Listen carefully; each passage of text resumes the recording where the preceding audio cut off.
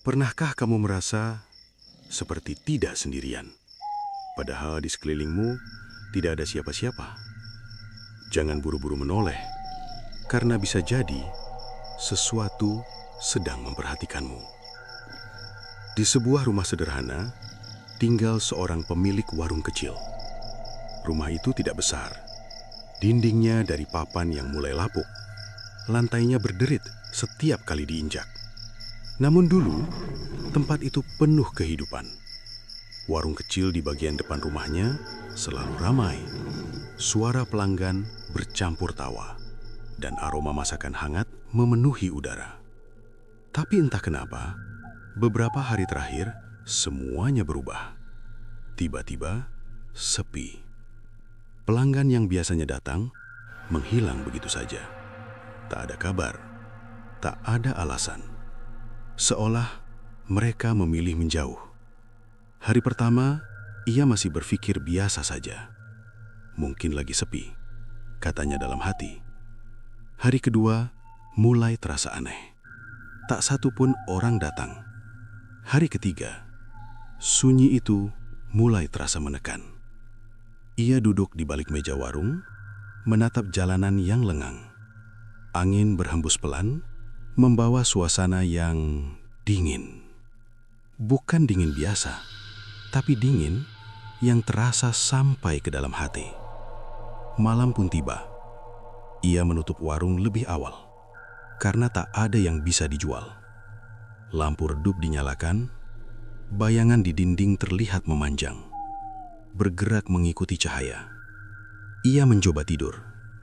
Namun, saat malam semakin larut, suara langkah kaki pelan terdengar dari ruang depan. Ia membuka mata, menahan nafas.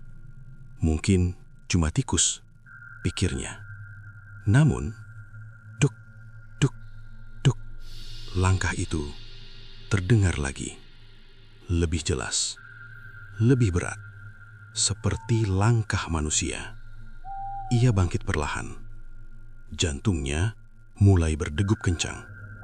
Siapa di luar? Suaranya pelan, bergetar. Tak ada jawaban. Hanya suara angin dan langkah itu yang kembali terdengar. Ia memberanikan diri membuka pintu kamar. Krik. Pintu berderit pelan. Lorong rumah terlihat gelap, hanya diterangi sedikit cahaya dari luar. Dan di sana tak ada siapa-siapa. Namun, suasana terasa berat, seperti ada sesuatu yang berdiri, mengawasinya dari sudut yang tak terlihat. Ia melangkah maju.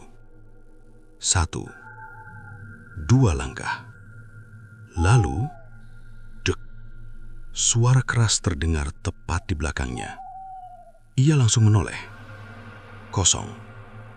Tapi, saat ia kembali menghadap ke depan, sebuah kursi yang tadi diam, kini bergeser sedikit. Ia membeku. Tubuhnya kaku.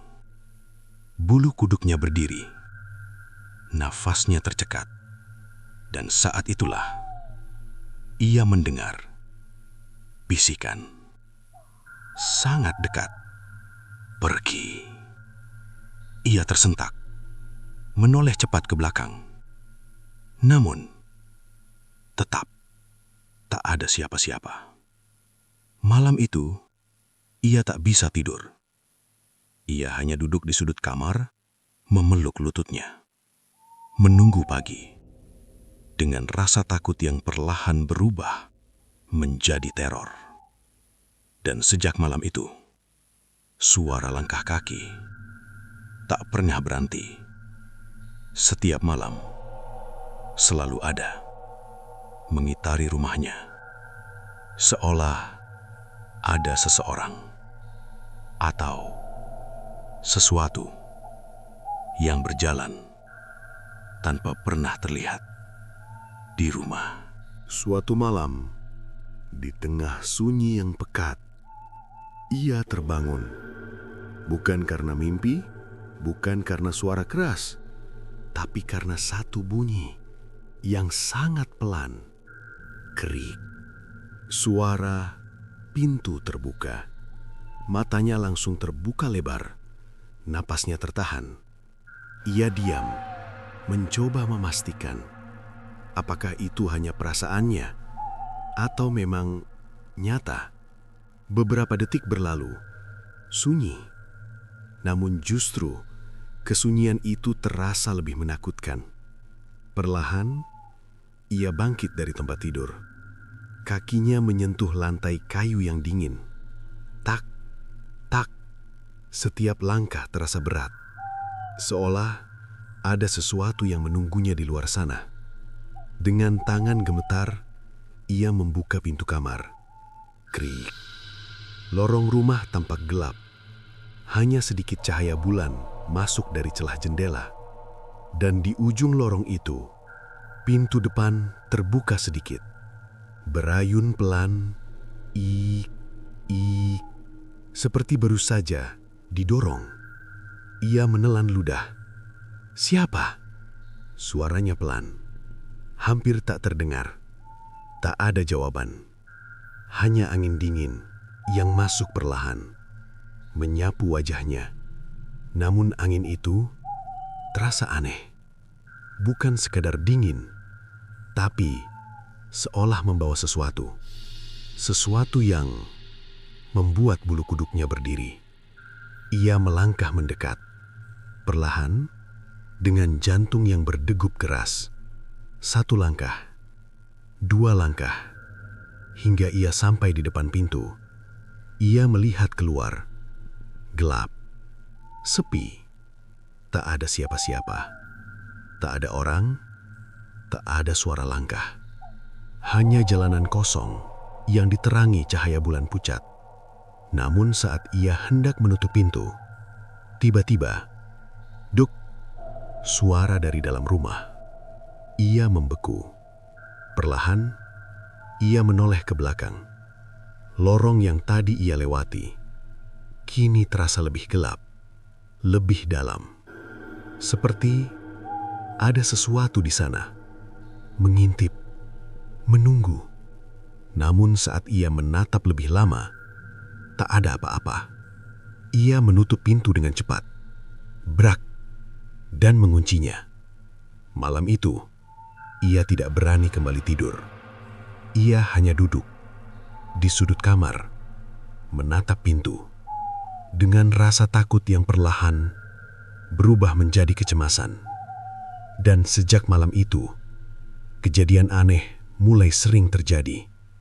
Bukan lagi sekedar suara, tapi sesuatu yang lebih nyata. Suatu pagi, ia meletakkan gelas di meja. Namun saat ia kembali, gelas itu sudah berpindah tempat. Ia yakin ia tidak menyentuhnya. Namun posisinya berubah. Hari berikutnya, ia mendengar suara bisikan. Pelan, tidak jelas. Seperti 2 orang berbicara. Namun saat ia mencari sumbernya, tak ada siapa-siapa. Dan yang paling membuatnya ketakutan adalah bayangan itu. Sekilas, cepat, seperti melintas di ujung pandangan. Hitam, pekat, dan selalu menghilang saat ia mencoba melihatnya langsung. Suatu malam, ia benar-benar melihatnya. Berdiri di ujung lorong, diam, tak bergerak, hanya menatap. Ia membeku, tak bisa berteriak, tak bisa bergerak. Tubuhnya seolah terkunci, dan saat ia berkedip, bayangan itu hilang begitu saja. Namun perasaan diawasi itu tidak pernah pergi. Sejak saat itu, ia mulai sadar ini bukan sekedar kebetulan, bukan hal biasa. Ada sesuatu yang tinggal bersamanya di rumah itu, mengamati, mengikuti, dan perlahan mulai menunjukkan keberadaannya. Hingga suatu malam, ia memutuskan untuk tidak lagi lari. Bukan karena berani, tapi karena sudah terlalu lelah untuk takut. Malam itu, ia sengaja tidak tidur. Duduk diam di kursi kayu di tengah ruangan. Lampu redup menyala, bayangan di dinding terlihat panjang, seolah hidup. Jam dinding berdetak. Tik-tok, tik-tok. Suara itu terasa semakin keras di tengah kesunyian yang mencekam. Matanya menatap lurus ke depan, namun pikirannya dipenuhi ketakutan. Ia menunggu sesuatu yang selama ini hanya berani muncul saat ia lengah. Dan waktu pun berjalan, perlahan, hingga jam menunjukkan pukul 12 malam. Tok, jarum jam tepat berhenti di angka 12. Dan saat itu, suasana berubah. Angin tiba-tiba berhenti. Udara terasa lebih dingin, lebih berat. Seolah ruangan itu dipenuhi sesuatu yang tak terlihat. Lampu mulai berkedip. Sekali, dua kali. Lalu redup. Nafasnya mulai memburu. Jantungnya berdegup kencang. Namun ia tetap diam. Tak bergerak. Tak berani berpaling. Dan kemudian, dari sudut ruangan, sesuatu mulai muncul. Awalnya hanya bayangan. Gelap. Lebih gelap dari kegelapan itu sendiri. Perlahan, ia bergerak, seperti kabut hitam yang merayap di dinding. Turun menuju lantai, lalu berdiri, membentuk sosok. Ia menahan napas, matanya membelalak, tubuhnya kaku, tak bisa bergerak. Bayangan itu semakin jelas, tinggi, hitam pekat, tanpa wajah, namun terasa menatapnya langsung ke dalam jiwanya. Langkahnya perlahan maju. Duk, suara itu terdengar, meski kakinya tak terlihat. Duk, semakin dekat. Duk, semakin jelas. Ia ingin berteriak, namun suaranya seolah hilang. Tenggorokannya kering, tubuhnya gemetar hebat. Dan saat itu juga, ia sadar, selama ini, dia tidak sendirian. Sosok itu kini tepat di depannya, sangat dekat. Udara di sekitarnya terasa dingin, membeku, dan tiba-tiba, ia mendengar bisikan, pelan, serak. Ini tempatku. Air matanya mengalir. Ketakutan yang selama ini ia rasakan, kini berubah menjadi teror nyata. Namun di tengah ketakutan itu, satu hal terlintas di benaknya. Ia teringat doa. Dengan sisa keberanian yang ada, ia mencoba membuka mulutnya. Suaranya lemah, bergetar. Namun ia paksa. Allahu la ilaha illa huwa. Ayat kursi, kata demi kata, keluar dengan susah payah. Dan saat itu, sosok itu berhenti. Diam, tak bergerak. Udara yang tadi berat seakan bergetar. Ia melanjutkan, meski suara hampir hilang. Dan tiba-tiba, bayangan itu mulai berubah. Bentuknya goyah, seperti asap yang tertiup angin. Bisikan tadi berubah menjadi geraman pelan. Tidak suka, marah. Namun ia terus membaca. Semakin kuat, semakin yakin. Dan dalam sekejap, sosok itu mundur. Perlahan kembali ke sudut ruangan. Mengecil, memudar, lalu hilang begitu saja. Lampu kembali stabil, udara kembali normal. Namun tubuhnya langsung jatuh lemas ke lantai. Nafasnya terengah-engah. Keringat dingin membasahi seluruh tubuhnya. Malam itu, ia tidak hanya melihat, tapi juga merasakan bahwa sesuatu itu benar-benar ada, dan selama ini ia hidup berdampingan dengan sesuatu yang tak seharusnya berada di sana. Dengan tubuh gemetar, ia tersungkur di lantai. Napasnya tersengal, jantungnya masih berdetak tak beraturan. Bayangan hitam itu masih terbayang jelas di pelupuk matanya.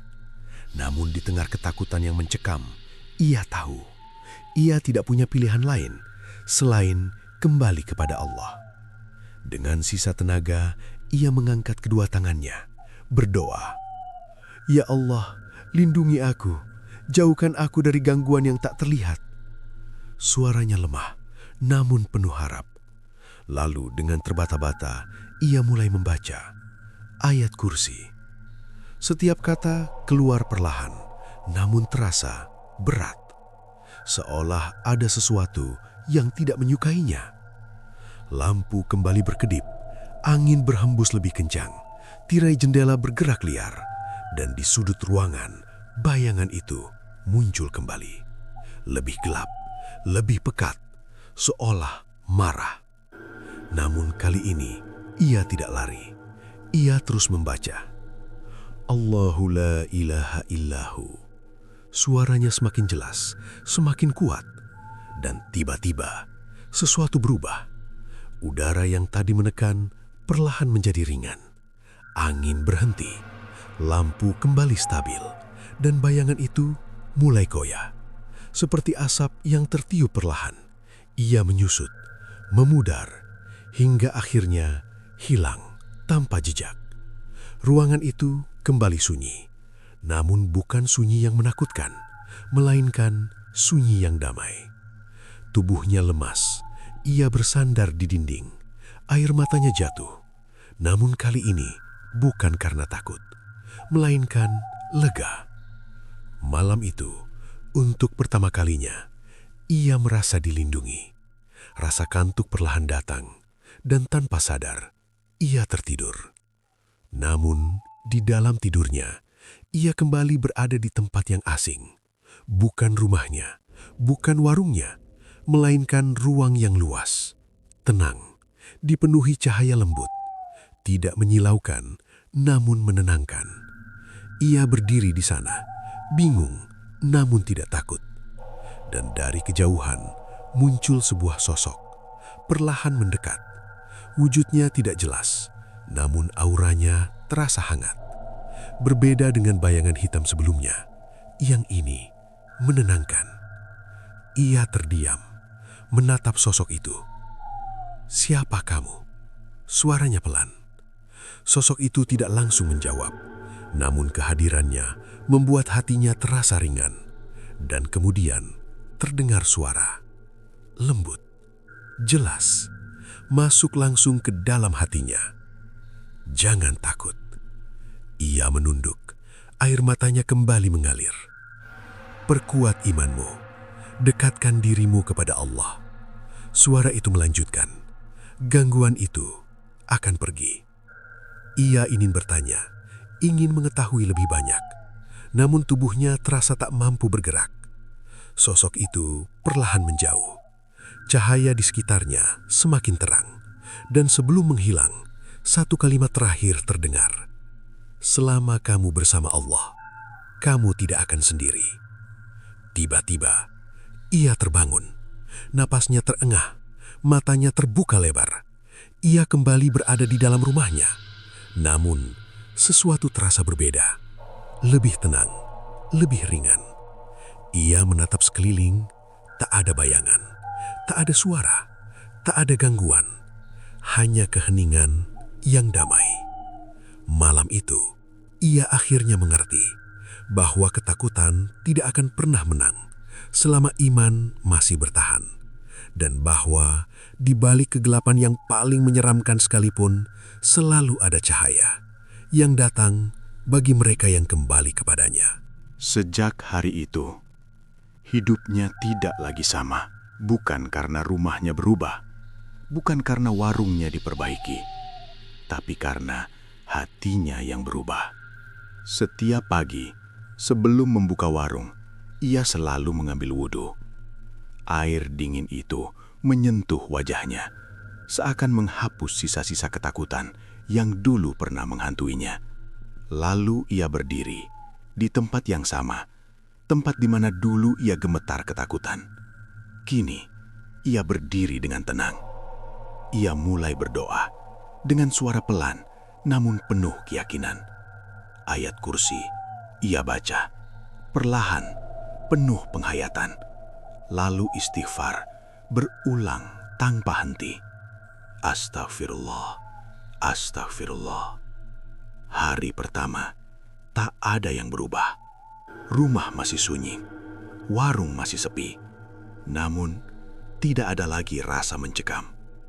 Malam tiba, ia kembali diuji. Duk, suara itu terdengar lagi dari arah dapur. Ia terdiam, namun kali ini tidak panik. Ia menarik nafas, lalu membaca, Allahu la ilaha illa huwa. Suasana seketika berubah. Suara itu berhenti, seperti terputus. Ia melanjutkan bacaannya dengan lebih tenang, lebih yakin. Dan malam itu, untuk pertama kalinya, tak ada lagi gangguan lanjutan. Hari kedua, hari ketiga, ia terus menjaga doanya. Tak pernah terlewat.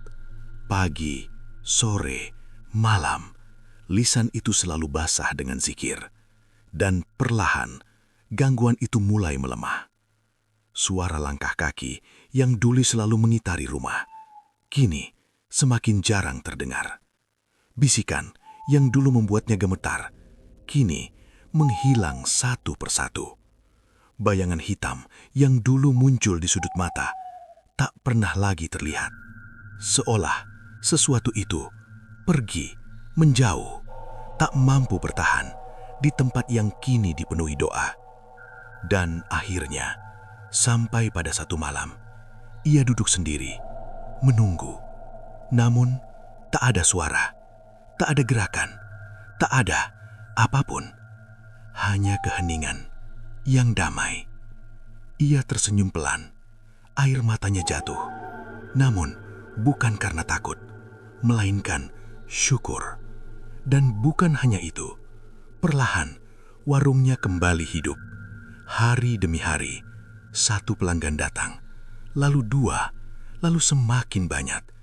Suara tawa kembali terdengar, percakapan kembali mengisi ruang, aroma masakan hangat kembali menyebar. Warung kecil itu kembali ramai seperti dulu, bahkan lebih dari sebelumnya. Orang-orang datang tanpa tahu apa yang pernah terjadi di tempat itu. Namun ia tahu, ia sangat tahu apa yang telah ia lewati dan apa yang telah menyelamatkannya. Ia duduk di kursinya, menatap warung yang kini penuh kehidupan, lalu berbisik pelan, ini bukan karena aku, bukan karena keberanianku, bukan karena sosok itu. Ia menghela nafas, matanya berkaca-kaca. Ini karena pertolongan Allah.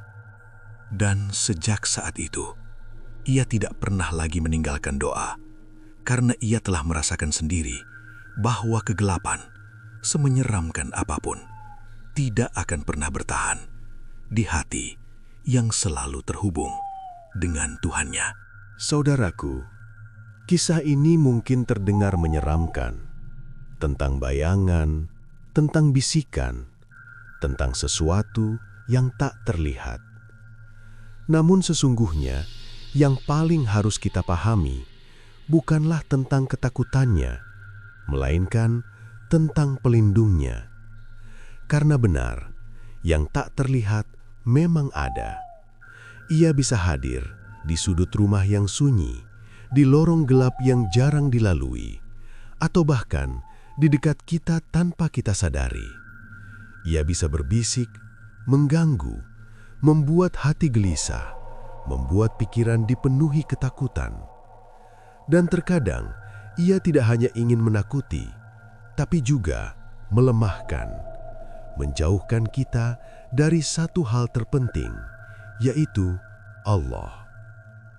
Saudaraku, di saat gelap terasa nyata, di saat logika seakan tak lagi bisa menjelaskan, ada satu kekuatan yang tidak bisa disentuh, tidak bisa dilihat, namun jauh lebih kuat dari apapun. Perlindungan dari Allah. Ia tidak berbentuk, tidak bersuara, namun mampu mengusir segala yang mencoba mendekat dengan niat buruk.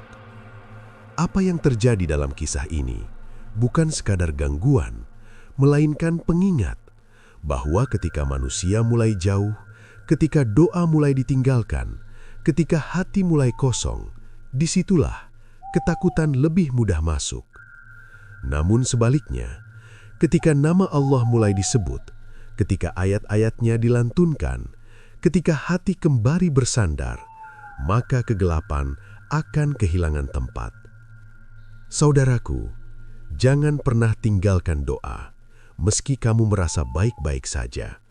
Karena bukan hanya saat takut kita membutuhkan perlindungan, tapi juga saat kita merasa aman.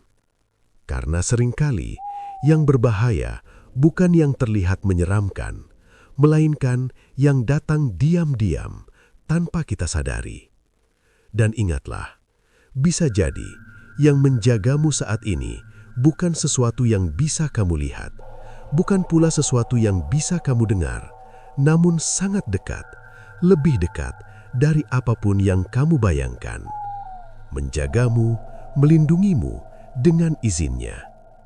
Maka tetaplah berdoa, tetaplah berzikir, tetaplah mendekat. Karena saat kamu bersama Allah, tidak ada ketakutan yang bisa benar-benar menguasaimu, dan tidak ada kegelapan yang mampu bertahan di hati yang selalu menyebut namanya.